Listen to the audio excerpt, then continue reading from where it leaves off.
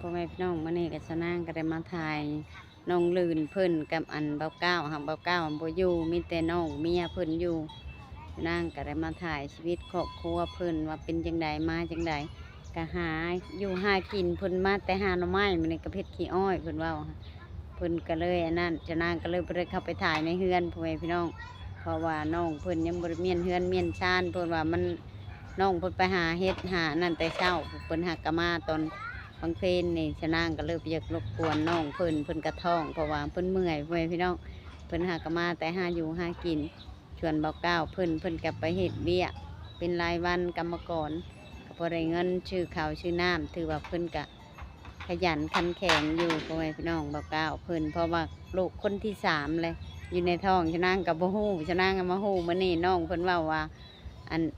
เพิ่นท้องอีกได้7 เดือนแล้ว7 เดือนนี่แหละชะนางเพราะว่า ชะนางก็เห็นอยู่แต่ชะนางก็บ่ค่อยสังเกตว่าเพิ่นท้องบ่หรือเพิ่นบ่ท้องแม่พี่น้องหาก็มาฮู้นํกันนี่แหละ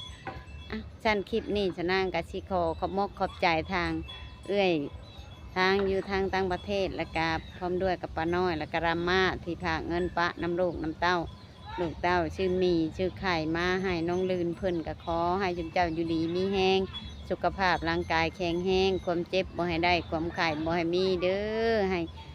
อายุหมันควันยืนผากมาชำนี้ก็ขอให้คืนหาชุมเจ้า100 เท่า1,000 เท่าเด้อคิดสิ่งใดให้ได้สิ่งนั้นปรารถนาสิ่งใดก็ขอให้ได้สิ่งนั้น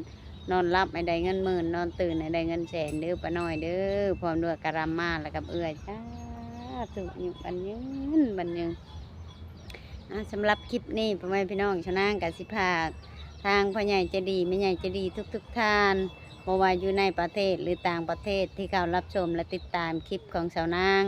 ก็ฝากกดไลค์กดแชร์กดกำลังใจให้สาวนางแล้วก็ฝากกดติดตามให้สาวนาง